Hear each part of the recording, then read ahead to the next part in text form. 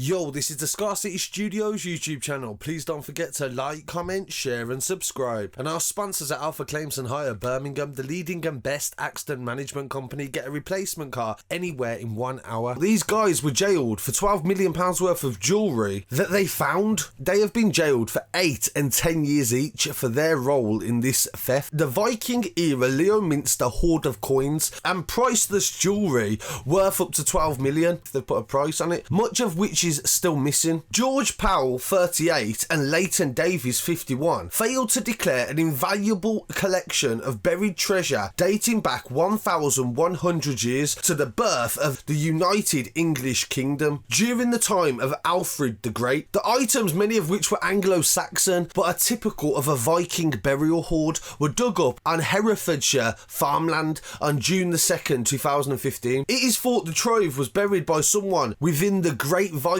army in either 878 or 879. Powell, who was described as having the lead role, was jailed for 10 years, while a caretaker, Layton Davies, received 8.5 years. Both were convicted alongside 2 other men, a 60-year-old called Powell and a 57-year-old named Simon Wicks, with conspiracy to conceal the find. Sentenced in at Worcester Crown Court, Nicholas Cartwright said they had cheated not only the landowners but the public of an exceptionally rare and significant coin collection. He said 90% of the coins were hidden to this day. All 4 defendants played their respective roles. Paul Wells, who will be sentenced in a future occasion, was part of a conspiracy to steal part of the stolen treasure. He added the irony of the cases: they had already obtained the permission from the landowner to be able to search the area, so if they had gone on to act within the law and found this treasure, they would have expected either half of the share and at the very worst a third of it, which would mean 3 million minimum to split between them. Among the priceless hoard of 9th century gold rings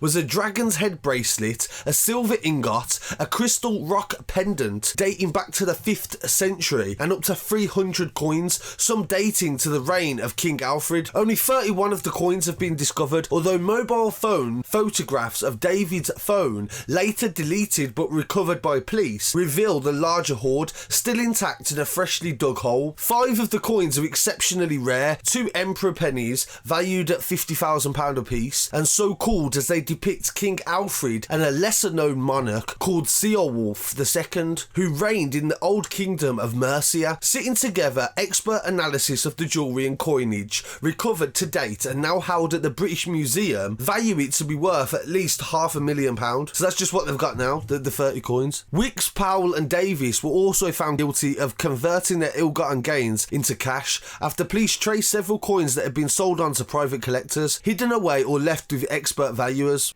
Such finds must be properly declared. The coin collector Wicks, who had previous convictions for night hawking, searching with a metal detector without the landowner's permission, dating back to 2014, was jailed for 5 years. Prosecuting barrister said an expert valuation of the hoard had found it to be worth £3 to £12 million, adding immense archaeological, historical and academic value. They said that irreversible harm has been done to the site due to what these guys did, and it's a massive part of history because it was the part where we actually became Great Britain. So somewhere out there right now there is like £10 million worth somewhere that these guys are sitting in cells hoping that nobody finds. But I thought it was a really interesting story, a bit different to the usual street news, just as relevant if not more. So I really appreciate you joining me today. There's plenty more news on the way. Please don't forget to like, comment, share and subscribe, and join us on Instagram as well for all the latest updates.